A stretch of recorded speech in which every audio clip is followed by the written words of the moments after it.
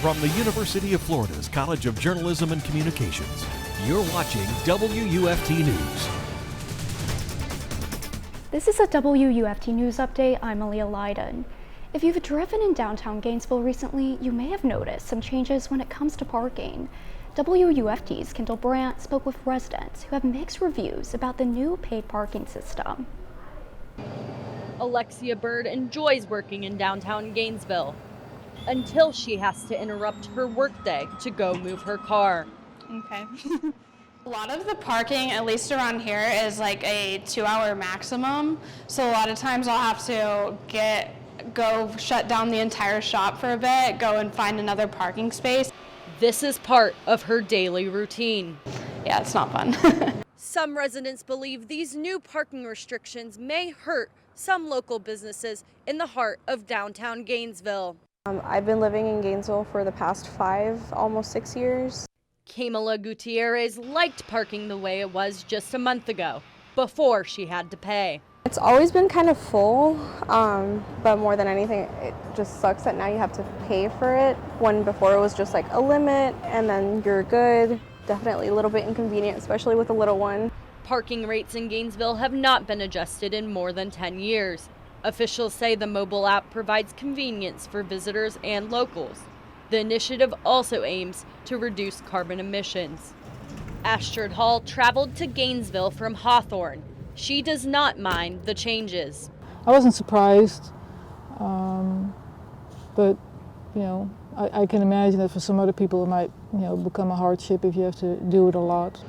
For workers like Burr, it is not a hardship, but it is getting costly. It's just getting expensive, and any free parking is really far away. It's the sacrifice Burr says she has to pay in order to work each day. Kendall Brandt, WUFT News. Warnings will be given out for the rest of this month. Citations for parking violations will be given out in February.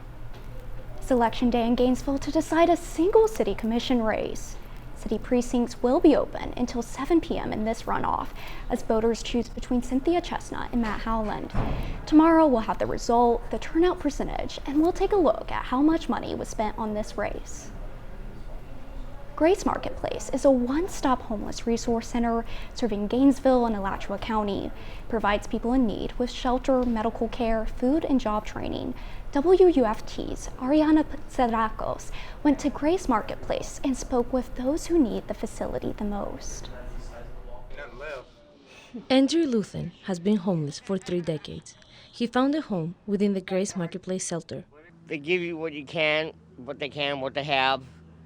They got a cold shelter over here at night. The 58-year-old has been living in Gainesville for 2.5 years.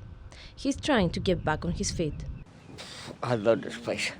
I'm trying to get my disability on and got people help me out. The weather makes rebounding a little more difficult for him and his friend Jason Cook. I'm freezing. I'm freezing my toes off, my hands off, my head off, everything off. Although people seeking shelter at Grace Marketplace have to be vaccinated, Grace Marketplace is offering free vaccinations every Thursday. They give you what they can. Supplies are limited because there's not a whole lot of donations coming in. We need a lot more. On cold days, this is Andrew and Jason's place. This is home. Nope. Home away from home, pretty much. And it's that sense of home that keeps them pushing forward. Ariana, Psarakos, WUFT News. Grace provides resources not only for the homeless, but anyone who may need assistance. It provides a laundry center, food services, and healthcare assistance. The FDA is canceling emergency use authorization of monoclonal treatments, but Pfizer is working on a new weapon against Omicron. All monoclonal antibody sites have been closed because FDA data shows the treatment hasn't been effective against Omicron. Meanwhile, Pfizer is comparing its original vaccine to its new Omicron-specific vaccine. The new version is being tested in the U.S. and South Africa for use as a booster or use as the first 2 shots for someone unvaccinated. Between the 2 formulas, Pfizer plans to create 4 billion doses this year. The SAT test is undergoing significant changes. The College Board announced today that the test will go digital, among other changes. The SAT has always been a grueling 3 hours for high schoolers hoping to go to college. Eventually it'll be 2 hours. They shortened the reading sections and got rid of the no calculator part of the math section. When the test goes digital in 2024, results could be released days afterward instead of weeks. Today's weather called for a little bundling up. Marianna and Larsen tells us if coats will be needed again tomorrow. We actually did have some rain in our forecast today, which is a little uncommon due to the streak of sunlight we've been seeing for the past few days. And we're expecting to see some rain in our forecast for tonight going on to tomorrow. So I would suggest you carry a raincoat with you tomorrow morning. But we're going to get to that in a second. Right now, looking outside of our station, it's not looking really good. It's mostly cloudy outside. And if I were you, I wouldn't suggest going outside right now. It's not really the perfect day for a picnic. Looking at our current temperatures in the region, right now Gainesville is in the 53s, Ocala is 50, and Stark is 56. And we are expecting temperatures to drop a little lower for tonight, staying in the mid-40s. The rain is going to continue throughout the night, but as time goes on, those rain chances are going to decrease by a little bit. Let's take a look at our precipitation for tonight going on to tomorrow. By 10 p.m., we're expecting all that rain we saw earlier today to mostly move past us, but I wouldn't rule out a chance for some spotty showers throughout the night. Going into tomorrow, we are expecting more chances of rain, but it's not going to be as intense as we saw this morning. And by the afternoon, as this system passes our region, all those rain chances are going to be slim to none. Let's take a look at our lows for tomorrow morning. Gainesville is going to be 45, Ocala is going to be 46, and Stark is going to be 45. So if you don't like the cold weather, I'd suggest you layer those clothes. And going into our hour by hour for tomorrow, we are going to see those chances of precipitation in the morning, but as the afternoon hits us, we're going to be left with mostly cloudy skies and a high of 59. But now I wouldn't say that those rains are going to stay away forever, as we are expecting a cold front to come into our region on Friday. Yes, another cold front. That front is expected to make its grand appearance Friday morning, and it's going to bring quite some rain with it. We're expecting most of that rain to hit us Friday afternoon into the night. But come Saturday, all that precipitation is going to move away from us, and we're going to be left with some clear skies. Although don't be fooled, we are going to have some chilly temperatures coming with that.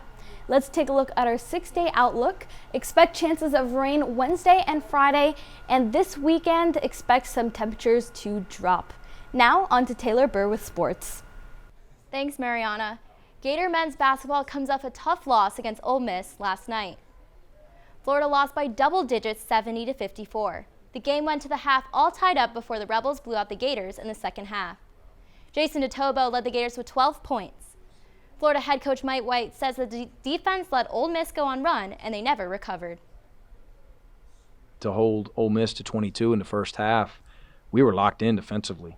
And they came out, credit Ole Miss, early second half, 8-0 run if I'm not mistaken, and we didn't quite recover. Florida returns to action tomorrow at Tennessee. Gator women's basketball guard Kiara Smith has been named SEC Player of the Week.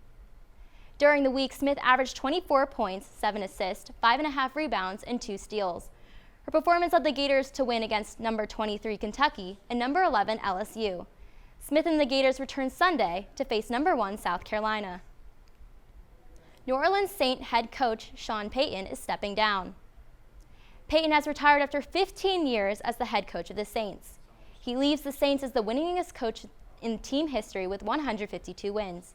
Payton coached the Saints to win Super Bowl 44 against the Colts. It was named AP Coach of the Year in 2006. The National Baseball Hall of Fame will announce its 2022 class tonight. Experts predict that Red Sox star David Ortiz will be voted into the Hall of Fame.